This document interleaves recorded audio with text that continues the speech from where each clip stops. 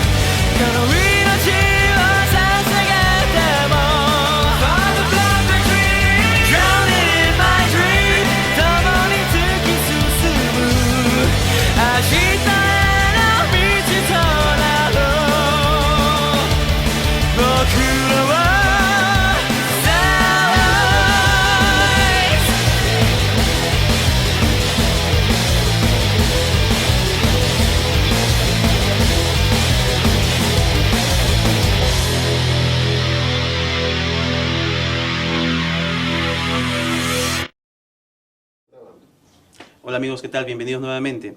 Nos encontramos con Iván Antesana, director de la revista Sugoi, revista difusora de manga y anime en el Perú desde hace varios años. ¿Qué tal Iván? ¿Cómo estás? Buenas, encantado y a su servicio para lo que quieran saber. Bueno, para comenzar quería saber cómo es que nace la idea de crear la revista, ¿no? La revista Sugoi. Cuéntanos, por favor.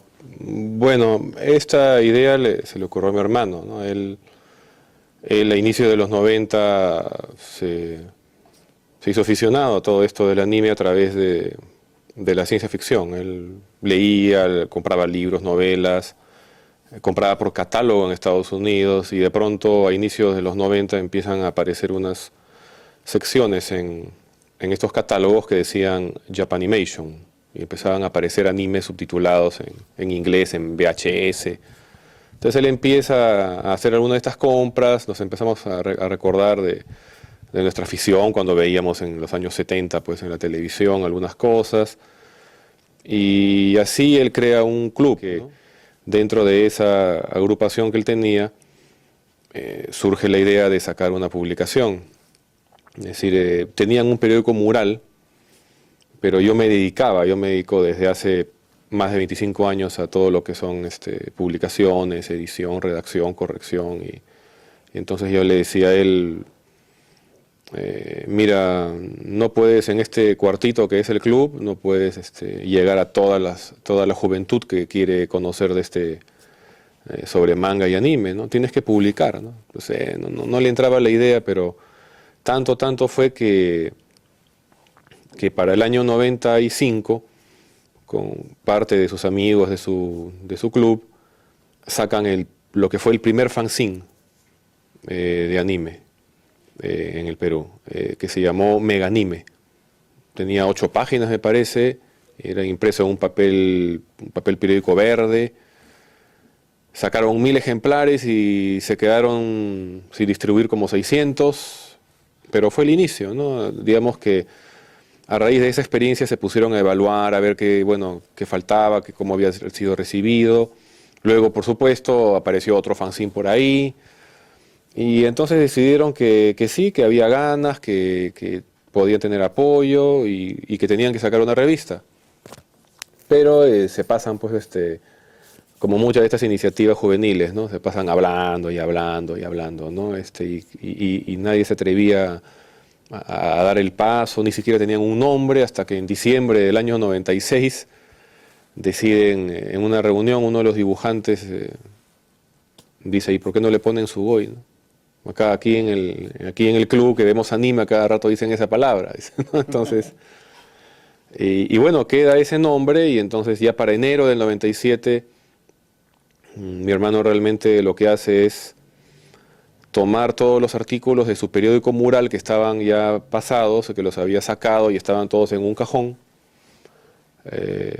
lo saca para revisar, se da cuenta de que Waldo ha rajado bastante de Sansella y como tres rajes juntos los une en un solo artículo y lo pone como central de ese primer número de la revista, ¿no? Él me preguntaba, oye, ¿y con qué programa se diagrama? Yo le digo, bueno, diagrama con Quark Express si quieres trabajar en serio, si quieres trabajar como cualquier aficionado vulgar, trabaja con PageMaker, le digo, ¿no? Bueno, cuando la revista sale, que sale en abril del año 97, se presenta en San Marcos, no recuerdo, y luego el número 2 me parece que se presenta en el ICNA, ¿no? En el Cultural Peruano Norteamericano de Cusco, de Emancipación.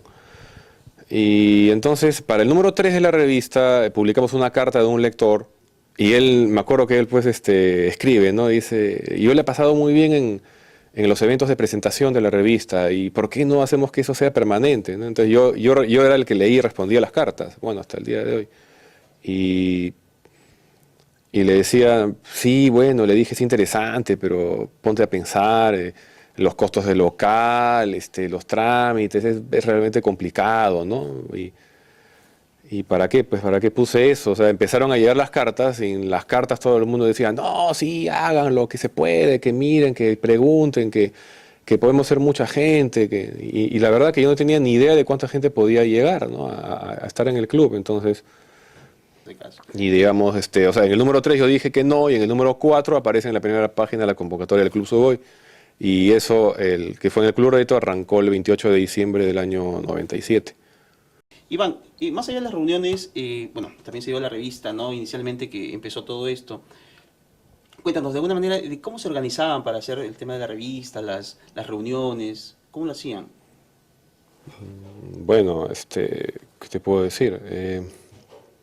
La revista lo que tenía es que ellos tienen la voluntad de hacer las cosas. Claro. ¿No? ¿Era un grupo grande en sí? No muy grande, ¿no? Tú veías el postón de la revista en los primeros números, se mencionaba un comité editorial que tenía, me parece, unos 5 nombres, 6 nombres cuando mucho. Y entonces ellos, digamos, podían decidir en lo que era el contenido, pero ellos realmente no sabían cómo manejar una revista. Yo le decía a mi hermano, oye, ese primer número tiene una ortografía criminal, le digo, ¿no? O sea, Waldo escribe divertido, pero ahí hay un montón de errores, o sea, no puede ser. Bueno, yo siempre he sido lo que hoy en las redes se conoce como un gran marnazi, ¿no? Entonces, yo no permití esas cosas. De hecho, me puse a corregir algo del número 2 de la revista, porque dije, me metí ahí a corregir, pues, a que no salgan tantas barrabasadas, ¿no? Y entonces tanto les hablaba que ya para el número 3 ya yo empiezo a ser el editor de la revista. O sea, ya yo empiezo a hacer lo que hace un editor. El editor lo único que hace en una publicación es darle forma, ¿no? Entonces veíamos qué artículos llegaban, qué temas llegaban, me ponía a leer las cartas, entonces leía todas las cartas que venían, le hacía todo un conteo, o sea, todo lo que decían, todo lo que le gustaba, lo que no le gustaba, todo lo analizaba y lo pasaba a un informe, digamos, con rayitas, con una serie de cosas.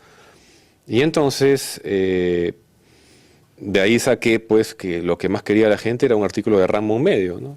Y por eso el número 4 sale con Ramo Medio, y el número 4 ya se puede decir que es el inicio, el despegue de la revista. Es un número que se acaba en 10 días, se termina, Wow. Se vende la existencia, ¿no? ¿Cómo sí conseguían el material en sí para poder, la información, ¿no? Tan detallada que existía en la revista? ¿Cómo era?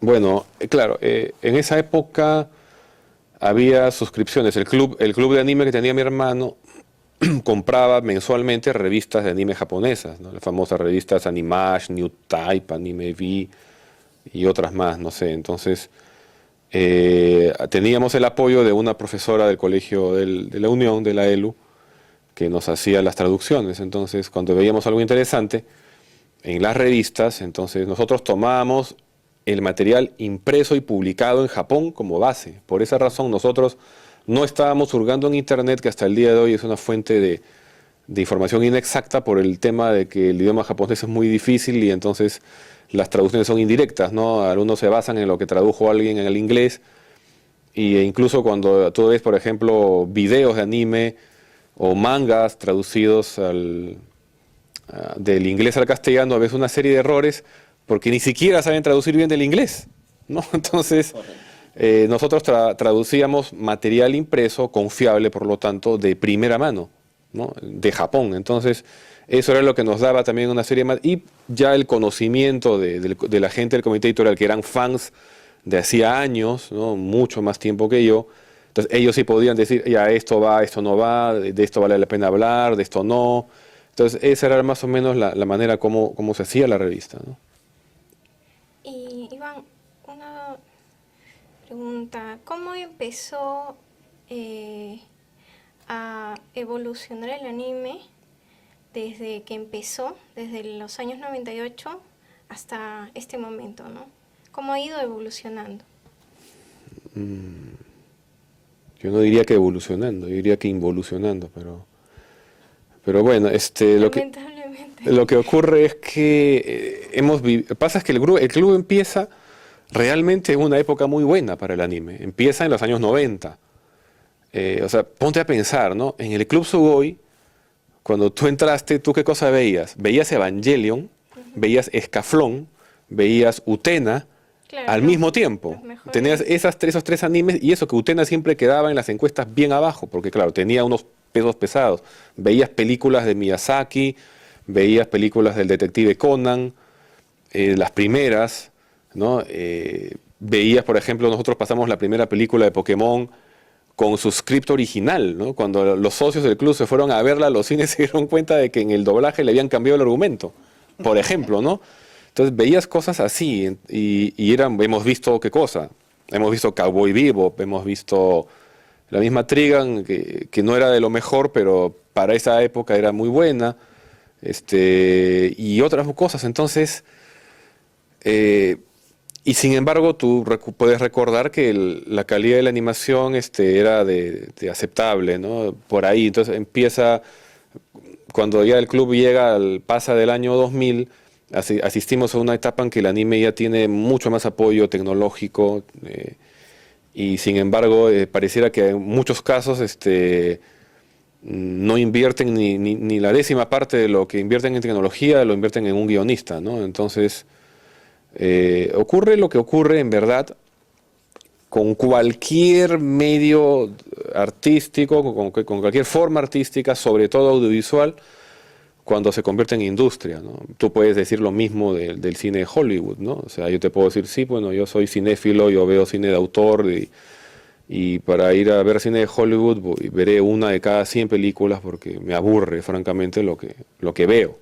No me parece una repetición aburrida de fórmulas. Y eso es lo que ocurre. O sea, lo que sucede es que a veces la fórmula te exige un poco más de narrativa o de creatividad, ¿no? Hoy por hoy es el anime pajero, ¿no? O sea, ves tetas, potos, calzones, y todo eso, ¿no? Y más, ¿no? Y más, ¿no? Y lo ves, y lo ves, y lo ves, y lo ves. Y si lo sigues viendo, es porque los pajeros están pagando, están comprando. Tienen plata, empezaron pues hace algunos años, y ahora ya tienen veintitantos y tienen dinero, trabajan y entonces están comprando. Y esa es la única explicación, porque si eso no estuviera dando dinero, te aseguro que no estarían sacando más de esas cosas. Es un tema cíclico. Ahora, ya es un ciclo el pajeril, que ya tiene como, yo diría, unos 3 años ya. O sea, en algún momento debe terminarse. Tú sabes que esas cosas, tú sabes que las masturbaciones terminan, ¿no? Entonces, en algún momento se va a terminar, ¿no? Pero no sé, ¿no? Bueno, hacemos una pausa. No se despeguen de Crea Conexión.